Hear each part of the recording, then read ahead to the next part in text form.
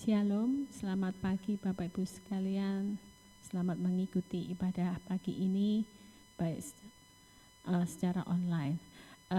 Mari kita akan mulai ibadah pagi ini bersama-sama. Kita akan berdoa. Tuhan, terima kasih. Sungguh hati kami bersyukur untuk segala kebaikan yang sudah Tuhan perbuat dalam hidup kami. Beri kami Tuhan untuk menghitung berkat-berkat yang sungguh-sungguh sudah Engkau curahkan dalam hidup kami. Dan kami penuh ucapan syukur datang kepadamu pagi ini. Kami rindu Tuhan, duduk diam di bawah kaki-Mu. Kami rindu Tuhan, di dalam-Mu dipuaskan Tuhan. Kami rindu Tuhan, sungguh-sungguh.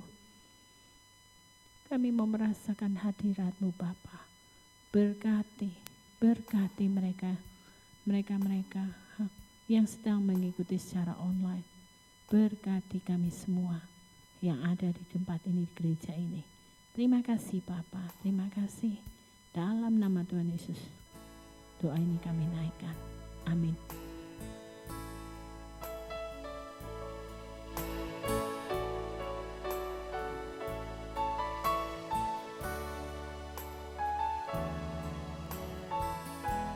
Yesus Tuhan dan Allah kami, Engkaulah yang menerima pujian, hormat dan kuasa, sebab Kau telah ciptakan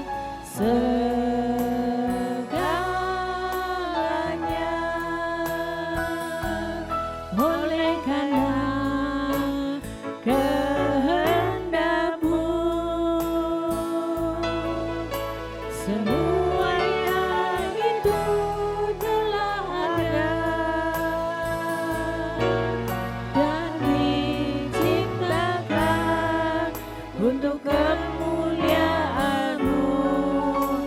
Terpujilah Tuhan.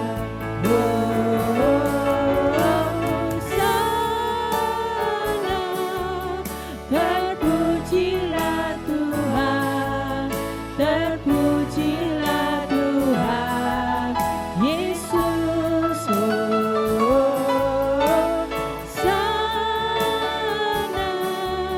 Terpujilah Tuhan, terpujilah Tuhan Yesus.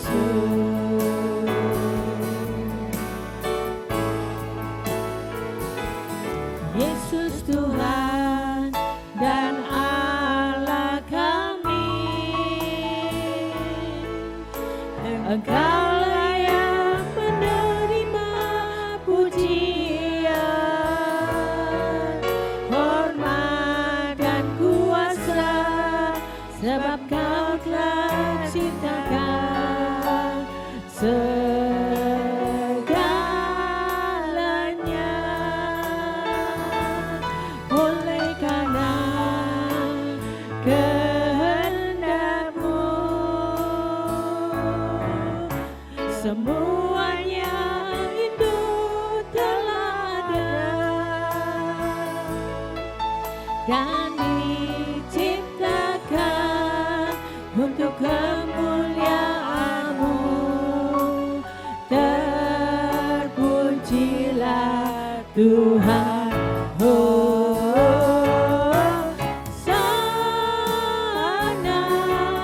Terpujilah Tuhan, terpujilah Tuhan Yesus.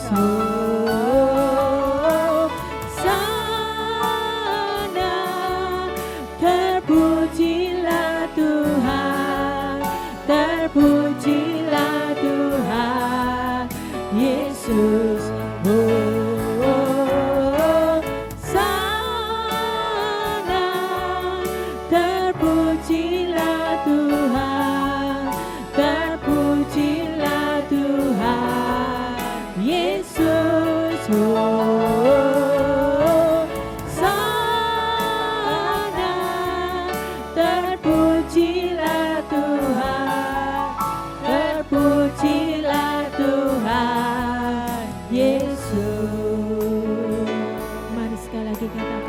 Yesus Tuhan, Yesus Tuhan dan Allah kami.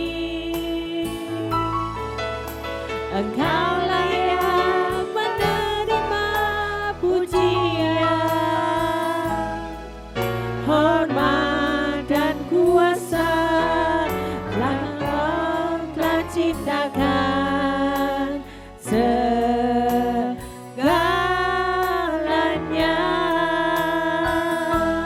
Oleh karena kehendak-Mu, semuanya itu telah ada dan diciptakan untuk kemuliaan-Mu. Terpujilah Tuhan, Hosana.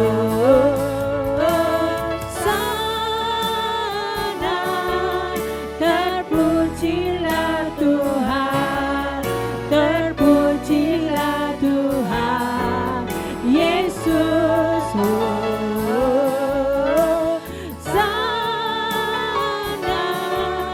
Terpujilah Tuhan, terpujilah Tuhan Yesus, Hosana.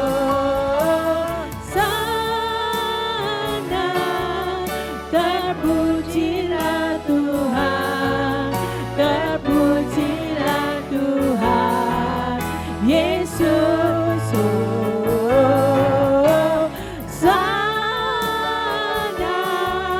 Terpujilah Tuhan, terpujilah Tuhan Yesus, Hosana.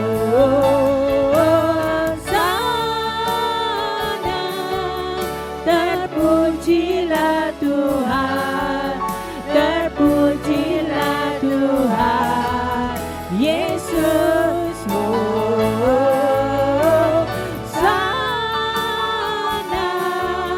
Terpujilah Tuhan, terpujilah Tuhan Yesus. Terpujilah Tuhan Yesus. Terpujilah Tuhan Yesus.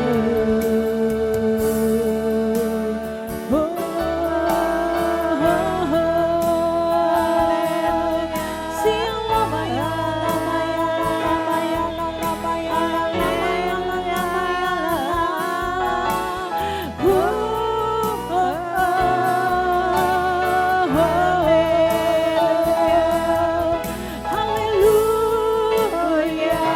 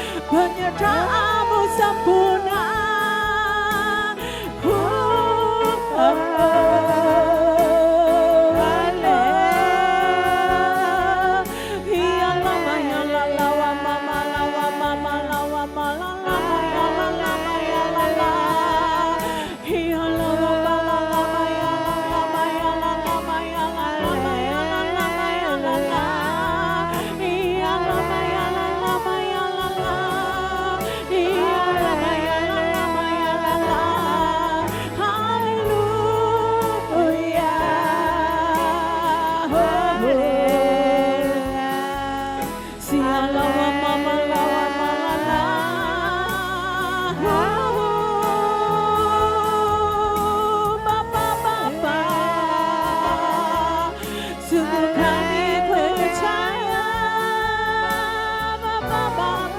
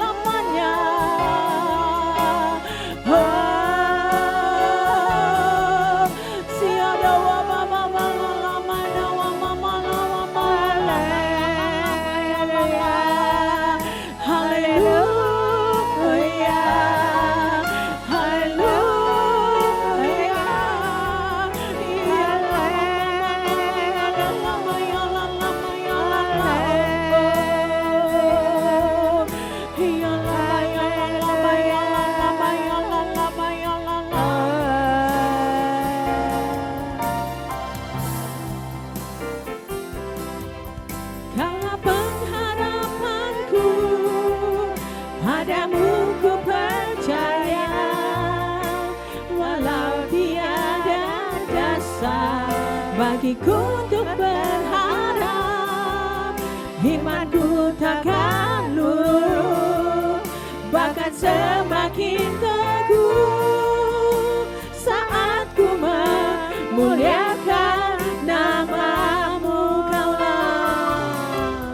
Kaulah pengharapanku, padamu ku percaya, walau tiada dasar bagiku untuk berharap, imanku takkan luntur, bahkan semakin teguh saat ku memuliakan namamu.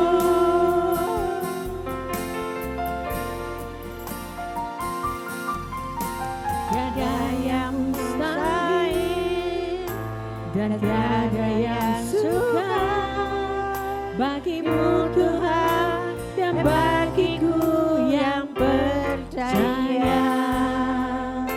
Dahsyatnya kuasa-Mu membuatku tak ragu, janji-Mu kan digenapi pada waktu-Mu. Katakan tiada yang mustahil,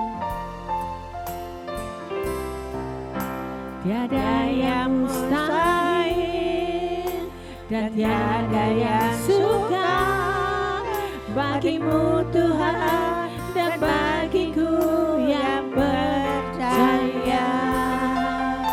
Dahsyatnya kuasa-Mu membuatku tak ragu, janji-Mu kan digenapi pada waktu-Mu. Katakan kaulah pengharapanku, padamu ku percaya, walau tiada dasar bagiku untuk berharap, imanku takkan luntur, bahkan semakin teguh saat ku memuliakan namamu. Kaulah pengharapanku, padamu ku percaya, walau tiada dasar bagiku untuk berharap, imanku takkan luntur, bahkan semakin teguh saat ku memuliakan namamu.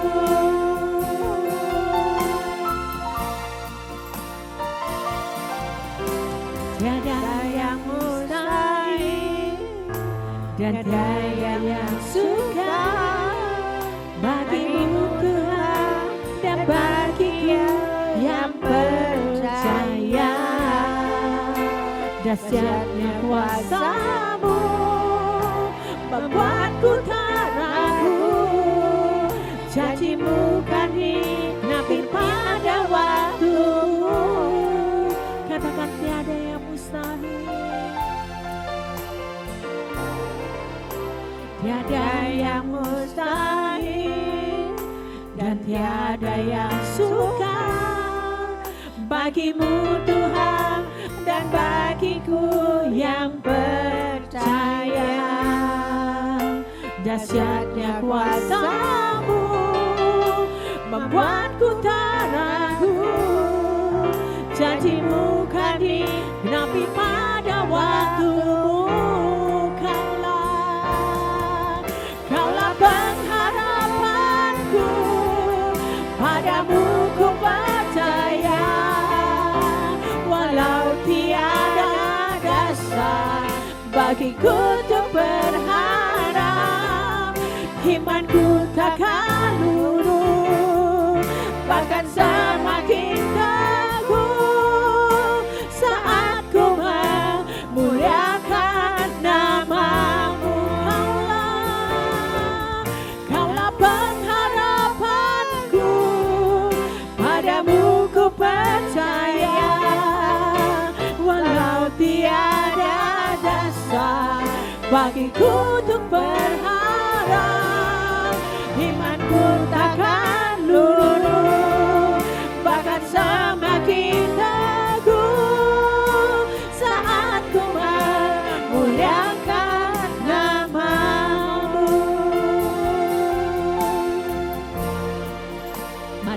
lagi katakan, tiada yang mustahil dan tiada yang sukar bagimu Tuhan dan bagiku yang percaya. Dahsyatnya kuasa-Mu membuatku tak ragu. Janji-Mu kami genapi pada waktu-Mu. Kaulah pengharapanku, padamu ku percaya. Walau tiada dasar bagiku untuk berharap, imanku takkan lurus, bahkan semakin teguh saat ku memuliakan nama-Mu. Kaulah pengharapanku, padamu ku percaya. Walau tiada dasar bagiku untuk berharap, imanku takkan lurus, bahkan semakin teguh saat ku memuliakan nama-Mu. Kaulah pengharapanku, padamu ku percaya. Walau tiada dasar bagiku untuk berharap, imanku takkan lurus, bahkan semakin teguh saat ku memuliakan nama-Mu. Saat ku memuliakan nama-Mu,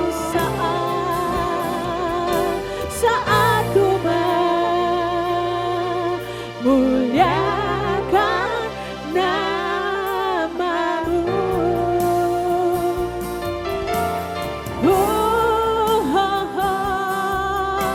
Mari percaya padanya, mari taruh imanmu, taruh pengharapanmu. Dia Allah yang berjanji, Dia akan pasti menggenapinya. Dekat-dekat padamu, lebih dari segalanya, tinggal di dalam-Mu, kerinduan kami.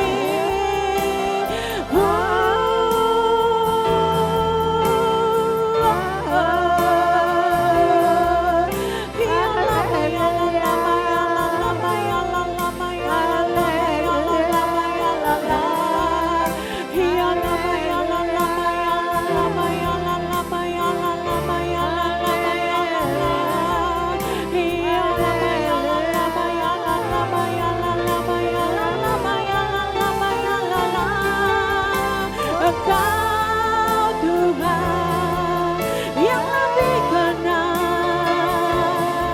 yang lebih tahu, yang lebih mengerti kami.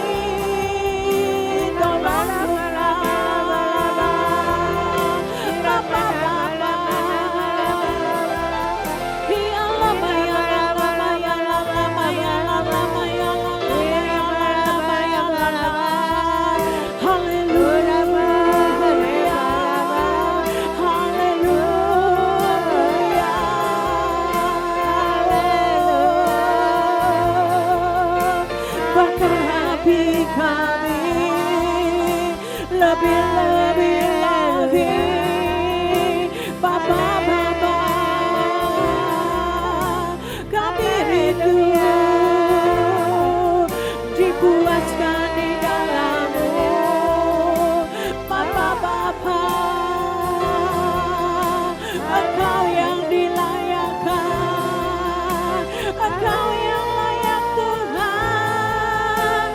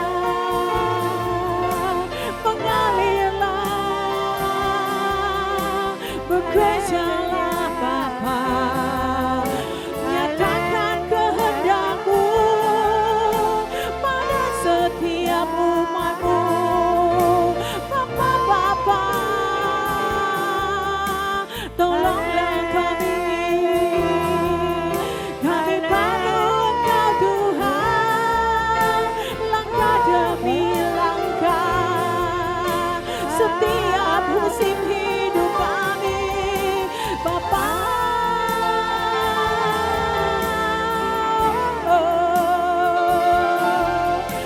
Bersamamu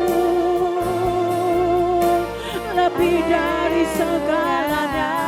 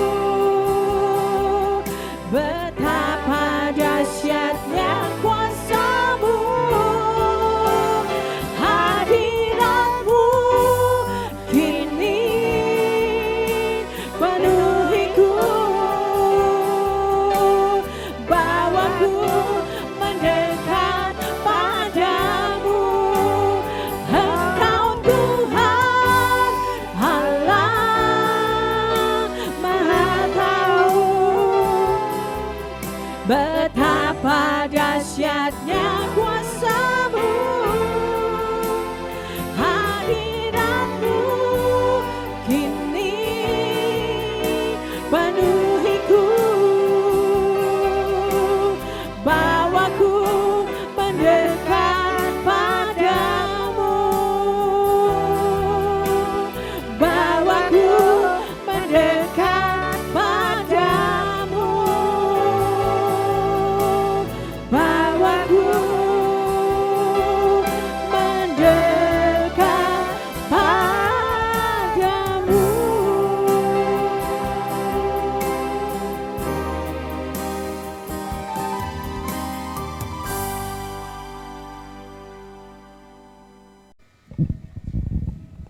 Mari kita sama-sama berdoa. Bapa di dalam surga, kami sangat bersyukur di pagi hari ini Tuhan. Tuhan kembalikan kami untuk kembali mendengarkan sedikit kebenaran firman-Mu. Tuhan, Kau berkati setiap umat-Mu yang sudah hadir pada pagi hari ini. Dan Kau urapi hamba-Mu yang Kau pakai menjadi kepanjangan Tuhan. Terima kasih Tuhan, kami akan memulai Tuhan pada pagi hari ini di dalam nama Tuhan Yesus. Amin. Shalom saudara kasih Tuhan, selamat pagi. Bacaan firman Tuhan pada pagi hari ini di dalam kitab Mazmur pasal 18 sampai pasal yang ke-21. Nah, yang akan saya bahas pada pagi hari ini adalah dalam Mazmur pasal yang ke-20. Judul firman Tuhan pada pagi hari ini saya beri judul kemenangan yang gilang gemilang ya. Setiap kita itu pasti menginginkan satu kemenangan, bukan satu kekalahan. Itu sebabnya kita akan baca dalam Mazmur pasal 20 ayat yang ke-7. Mazmur 20 ayat yang ke-7 berbunyi, sekarang aku tahu bahwa Tuhan memberi kemenangan kepada orang yang diurapinya dan menjawabnya dari surganya yang kudus dengan kemenangan yang gilang gemilang oleh tangan kanannya. Amin, saudara. Nah, saudara yang kasih Tuhan, dalam Mazmur 20 ini dan Mazmur 21 saling berhubungan ya saudara ya, yang berisi doa-doa kepada Allah mengenai peperangan umatnya melawan setiap musuh-musuhnya. Nah saudara yang kasih Tuhan, Mazmur 20 ini menceritakan mengenai permohonan doa kepada Tuhan untuk berperang melawan musuh. Sedangkan Mazmur pasal yang ke-21 merupakan satu puji-pujian kepada Tuhan atas kemenangan yang sudah diterima dari Tuhan. Nah saudara, Mazmur ini dapat dikatakan satu peperangan juga bagi kita anak-anak Tuhan. Peperangan rohani yang kita hadapi pada saat ini saudara. Peperangan rohani apa saudara ya? Coba kita baca dalam Efesus 6 ayat yang ke-12. Efesus 6 ayat yang ke-12 kita baca. Karena perjuangan kita bukanlah melawan darah dan daging, tetapi melawan pemerintah-pemerintah, melawan penguasa-penguasa, melawan penghulu-penghulu dunia yang gelap ini, melawan roh-roh jahat di udara. Jadi dikatakan peperangan kita bukan peperangan melawan darah dan daging, tetapi melawan penguasa-penguasa, kuasa-kuasa jahat saudara. Nah sebab itu kita tahu bahwa kalau kita tidak bersama Tuhan, kita tidak bersama Allah Roh Kudus, kita tidak bisa mengalami satu kemenangan. Nah saudara, kita pasti juga merindukan satu kemenangan. Kita nggak mungkin merindukan ya menyerah, kalah, tidak. Kita semua merindukan satu kemenangan dan pembebasan daripada iblis dan tekanan-tekanan iblis. Nah, kekuatan bangsa Israel itu hanya terletak pada Allah yang menjadi sumber kemenangannya. Orang Israel saat berperang, ya, kalau mereka menggunakan kekuatannya sendiri pasti kalah, saudara. Tapi bangsa Israel pada saat itu selalu mengandalkan Tuhan, ya. Coba kita baca dalam Mazmur pasal 20 ayat yang ke-6. Mazmur 20 ayat yang ke-6 berbunyi, kami mau bersorak-sorai tentang kemenangan-Mu dan mengangkat panji-panji demi nama Allah kita. Kiranya Tuhan memenuhi segala permintaan-Mu. Nah, kita baca juga dalam ayat yang ke-10. Ayat yang ke-10 dalam Mazmur 20 ini. Ya Tuhan, berikanlah kemenangan kepada Raja. Jawablah kiranya kami pada waktu kami berseru. Nah, orang-orang Israel itu selalu mengharapkan pertolongan Tuhan. Nah, saudara banyak dengar ya waktu Musa ya, waktu bangsa Israel menghadapi peperangan dengan musuhnya. Musa selalu berdoa kepada Tuhan. Musa menadahkan tangannya kepada Tuhan, mohon satu kemenangan. Sebab itu pada saat Musa itu lelah ya, dibantu oleh Harun dan Hur untuk mengangkat tangan terus. Nah, saudara kasih Tuhan, itulah sebabnya mengapa kita ini sebagai anak-anak Tuhan dirindukan oleh Tuhan selalu berdoa untuk menghadapi peperangan-peperangan. Kita baca dalam Mazmur 44. Mazmur 44 ayat yang ketiga sampai dengan yang ketujuh. Mazmur 44 ayat yang ketiga. Ayat yang ketiga. Mazmur 44 ayat yang ketiga sampai dengan 7. Nah, engkau sendiri dengan tanganmu telah menghalau bangsa-bangsa. Ya, Tuhan sendiri yang menghalau. Tetapi mereka ini kau biarkan bertumbuh. Suku-suku bangsa telah kau celakakan. Tetapi mereka ini kau biarkan berkembang. Ayat yang keempat, sebab bukan dengan pedang mereka menduduki negeri, bukan lengan mereka yang memberikan mereka kemenangan, melainkan tangan kananmu dan lenganmu dan cahaya wajahmu, sebab engkau berkenan kepada mereka. Ayat 5, engkaulah rajaku dan Allahku yang memerintahkan kemenangan bagi Yakub. Dengan engkaulah kami menanduk para lawan kami, dengan namamulah kami menginjak-injak orang-orang yang bangkit menyerang kami. Sebab bukan kepada panahku aku percaya dan pedangku pun tidak memberi aku kemenangan. Luar biasa. Di sini kita bisa melihat bahwa orang-orang Israel selalu mengandalkan Tuhan. Ini Daud bermazmur saudara ya, bahwa Tuhan itu satu penolong, bahwa Tuhan itu yang diandalkan, bukan karena pedangnya dia orang-orang Israel menang, tapi karena kekuatan Allah yang membuat mereka menang. Sebab itu persiapan peperangan itu, peperangan rohani kita, peperangan setiap hari yang kita hadapi, tidak bisa kita lawan dengan kekuatan kita sendiri. Apa Tuhan senjata kita? Senjata kita itu harus dimulai dengan doa. Doa kepada Allah setiap saat. Untuk minta apa saudara? Untuk minta perlindungan. menghadapi dunia yang makin hari makin jahat, menghadapi keadaan yang semakin hari semakin sulit. Kalau kita tidak mengandalkan Tuhan, kepada siapa lagi yang akan kita andalkan? Sebab itu, kita memulai setiap hari kita hanya dengan doa. Kemenangan itu terjadi bukan karena banyaknya kuda dan kereta. Ya, coba kita baca Mazmur 20 ayat yang ke-7. Mazmur 20 ayat yang ke-7.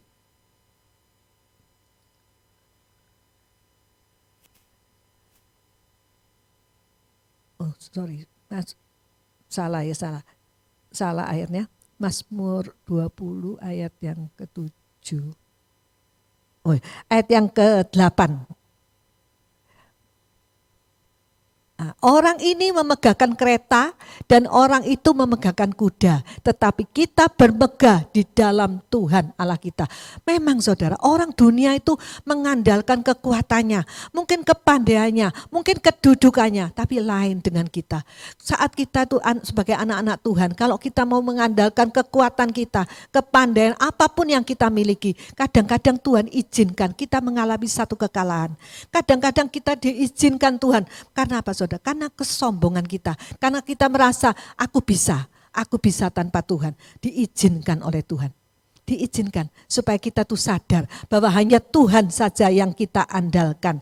Nah, kekuatan dunia yang dikatakan bahwa orang-orang dunia mengandalkan kudanya, ya, mengandalkan keretanya, itu fana, itu hanya sementara, ya saudara ya, tidak abadi dan pasti akan membuat mereka tuh sombong. Orang yang bisa mengandalkan kekuatannya itu akan menjadi sombong, saudara. Demikian pula dalam kehidupan kita sehari-hari, kita akan memulai hidup kita itu hanya dengan berdoa.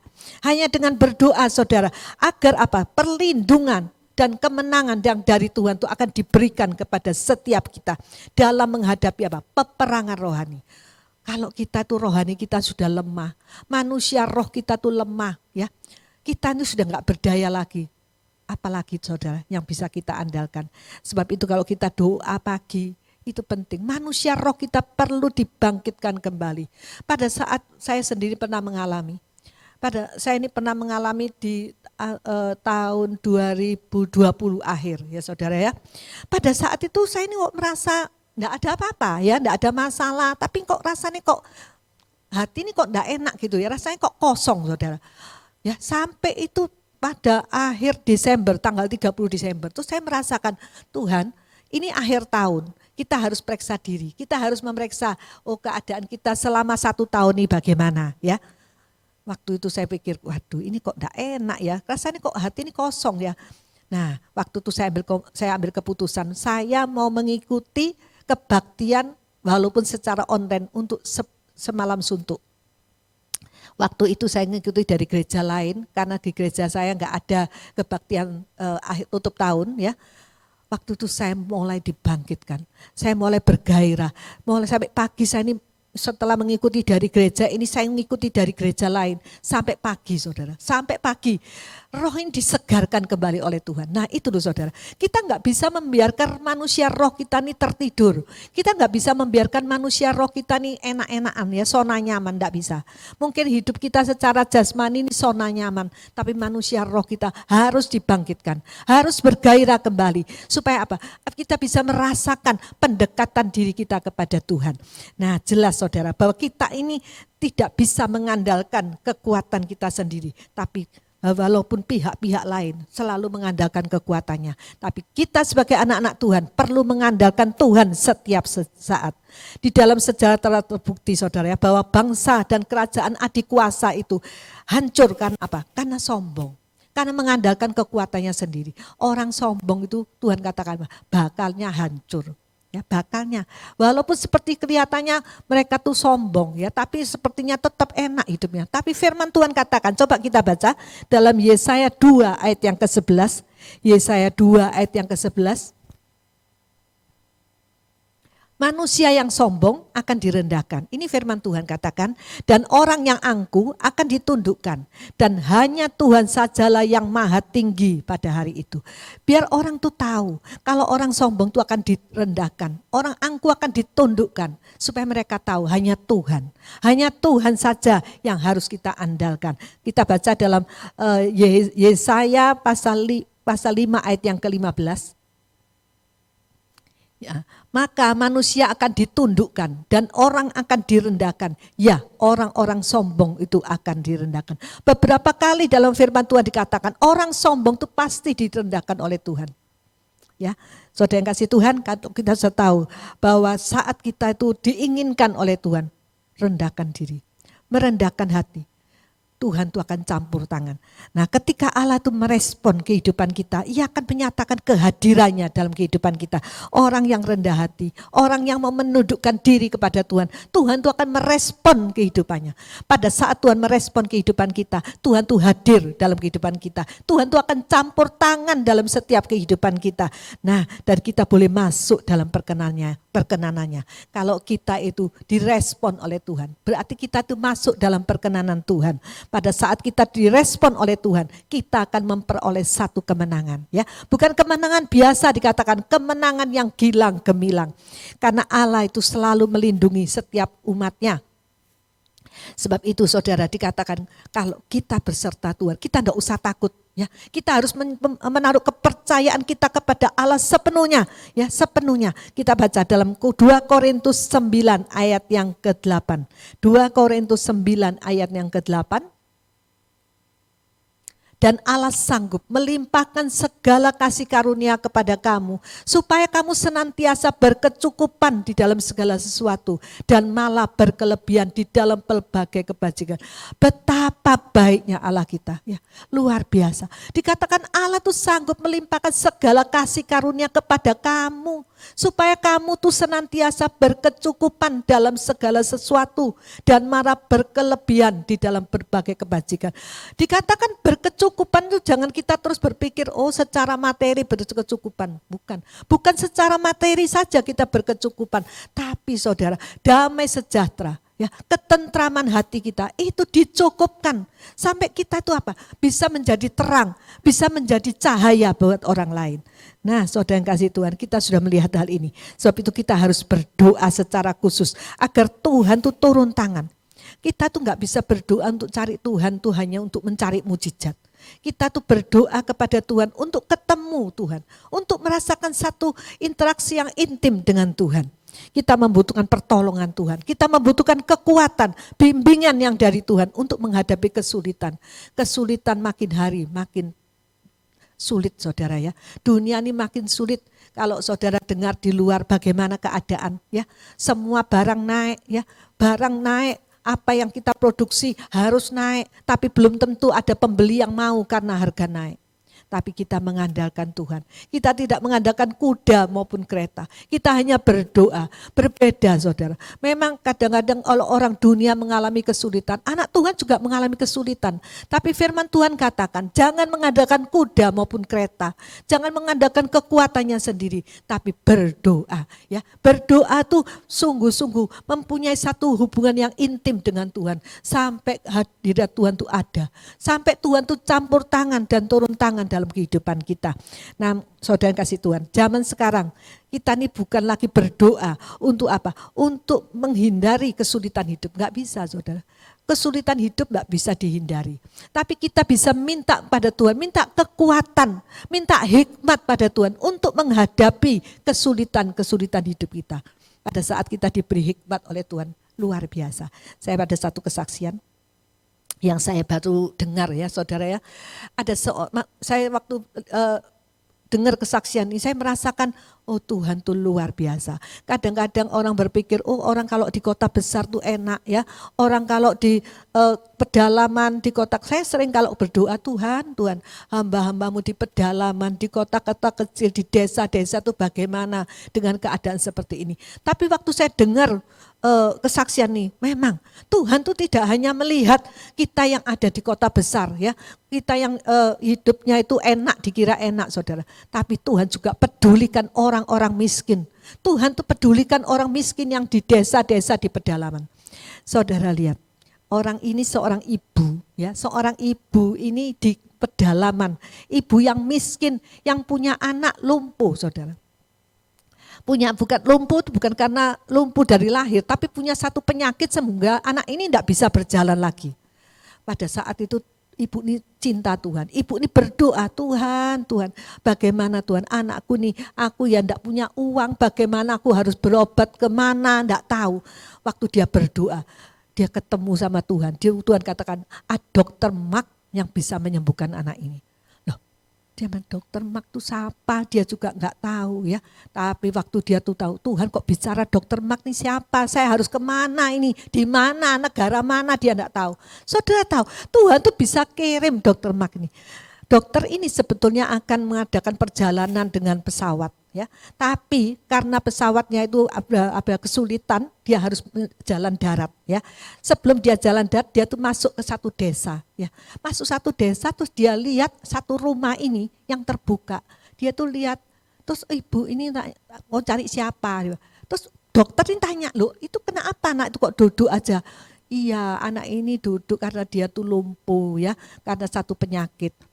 Tidak bisa disembuhkan karena Tuhan sudah bicara sama saya kalau anak ini bisa disembuhkan kalau dibawa ke dokter Mark.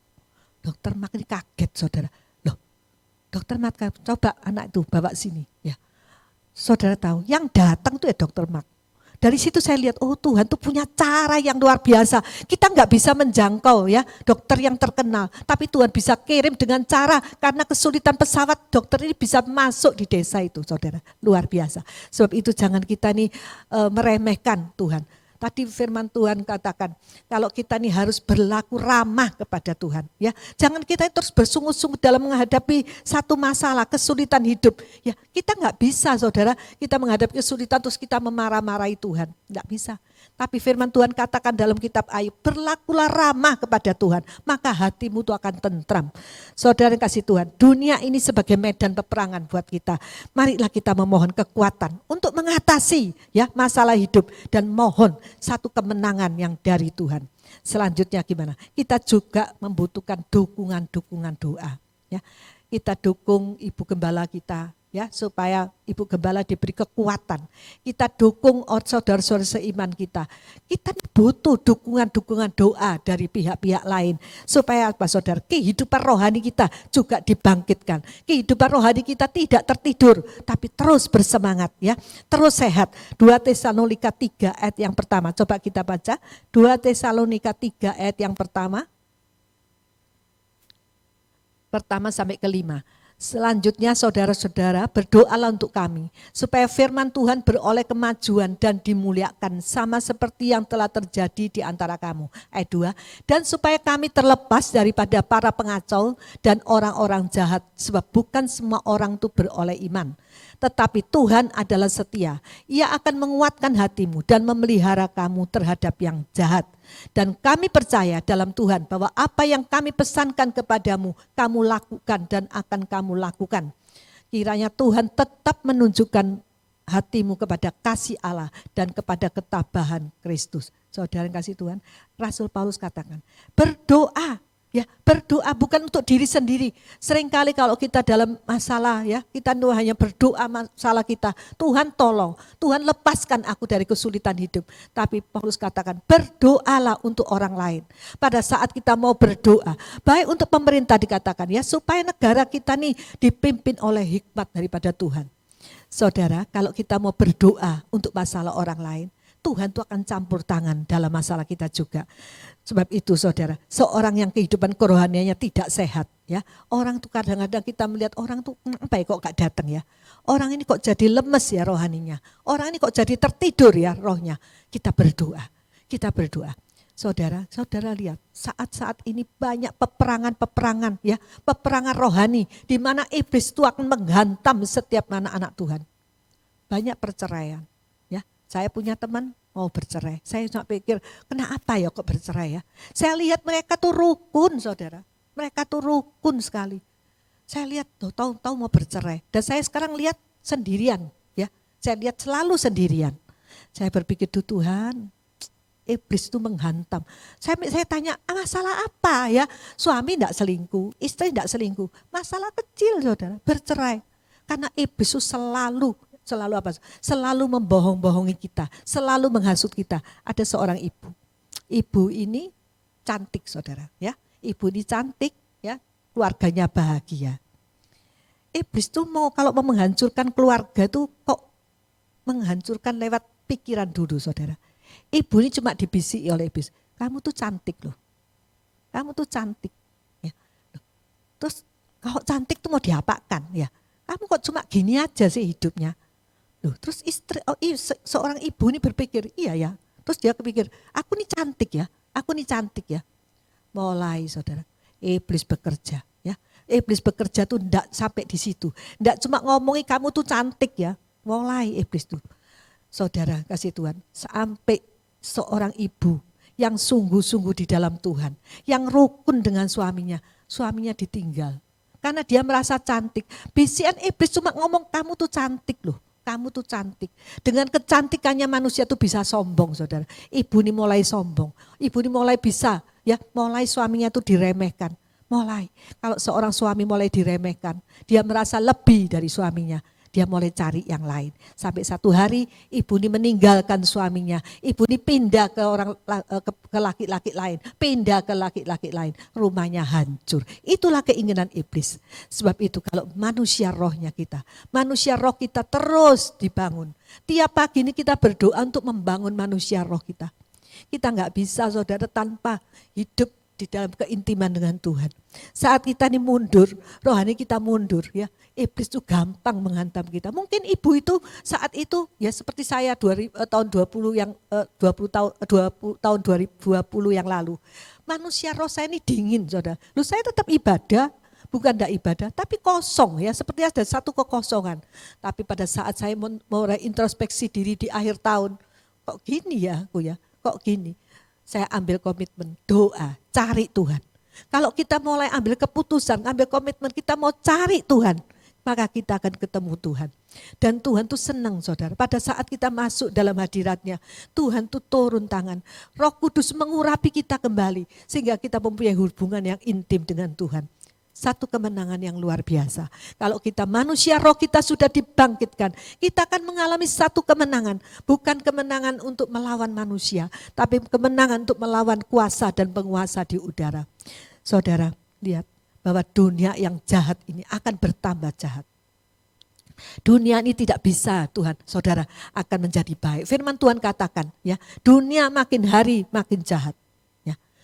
Kalau kita tidak bersekutu dengan Tuhan, kita tidak bisa apa-apa. Kita tidak punya kekuatan, saudara. Mungkin saat ini kita nggak ada masalah. Mungkin saat ini kita nggak ada problem. Kita zona nyaman. Ya, saya punya satu family ya, saudara ya. Dia hidup zona nyaman, ya, zona nyaman. Dia hidup bekerja di satu perusahaan yang dia dengan gaji yang besar, ya saudara. Hidup zona nyaman. Tapi karena ya satu hari family saya ini merasa kok pekerjaan ini kurang bagus, tidak cocok dengan kehendak hati Tuhan. Itu sudah bekerja puluhan tahun. Tapi sepupu saya ini langsung dia ambil komitmen, Tuhan, kalau saya hidup zona nyaman terus, manusia roh saya tertidur, mau kemana saya ini? Dia tanya sama hamba Tuhan, gimana dengan pekerjaan saya ini? Hamba Tuhan tuh ya gak bisa apa-apa, saudara. Dia bilang apa? Itu nafkahmu, saya gak bisa apa-apa. Biarlah Roh Kudus yang bicara sendiri. Memang pekerjaan itu kurang bagus. Sebagai anak Tuhan itu kurang bagus. Tapi itu nafkahmu saya nggak bisa melarang. Ketemu lagi pendeta dari Singapura, ya. Tahu-tahu pendeta itu bernubuat sama ibu ini. Dia katakan, kamu sudah aku beri hidup zona nyaman. Apa yang kau berikan kepada Tuhan? Saya lihat, saudara, ibu ini sungguh-sungguh taat, ya. Ibu ini mau dipimpin oleh Roh. Itu gaji yang ratusan juta, ya. Ratusan juta, enggak sedikit. Tapi ibu ini ngambil komitmen, oke, saya tinggalkan. Itu enggak gampang loh, saudara, meninggalkan. Suaminya yang mikir, kamu tinggal pekerjaan ini dengan gaji segitu besarnya. Tapi karena pernah lagi suaminya juga dinubuatkan oleh hamba Tuhan. Jadi suaminya mempunyai komitmen yang sama, oke, kita tinggalkan. Saudara, Tuhan enggak pernah tinggalkan. Walaupun pekerjaan yang gajinya segitu besar ditinggalkan, ya rasanya tuh terus kerja kecil-kecilan. Saudara bayangkan saja punya anak 2, kerja yang biasa. Tapi Tuhan kita tuh luar biasa. Satu saat ibu ini ketemu teman yang waktu SMA, dia katakan dia punya satu perkapalan. itu loh, kantorku ini ndak karuan loh, ya, ndak karuan administrasinya, kamu bisa bantu aku. Benano wis tak serakno kamu. Saudara lihat, sampai famili saya ini punya satu kedudukan di perusahaan perkapalan. Di situ saudara, saya bisa melihat kalau kita berani bayar harga, Tuhan juga tidak tinggal diam. Tuhan akan menolong kita, menolong untuk mengembalikan apa yang sudah kita bayar buat Tuhan. Sekian firman Tuhan pada pagi hari ini, mari kita sama-sama berdoa. Maha besar Tuhan kami Yesus Kristus. Tuhan, kami percaya bahwa kemenangan yang kami peroleh bukan karena kekuatan kami, bukan karena kuda dan kereta yang kami punyai, tapi kekuatan yang kami punyai itu hanya dari Engkau Tuhan. Karena Engkau satu-satunya yang kami andalkan dalam hidup ini. Sebab itu kami bersyukur punya Allah yang hidup, Allah yang selalu pedulikan kehidupan kami, Allah yang selalu memberikan firman-Mu Tuhan, supaya kami boleh taati dan kami boleh berjalan dalam pimpinan Roh-Mu. Terima kasih Tuhan, biarlah firman-Mu yang sangat sederhana boleh memberkati setiap umat-Mu yang hadir, baik lewat streaming maupun lewat onsite. Terima kasih Tuhan, biarlah segala puji syukur kami kembalikan bagi kebesaran dan kemuliaan nama-Mu. Di dalam nama Tuhan Yesus Kristus kami sudah berdoa. Amin.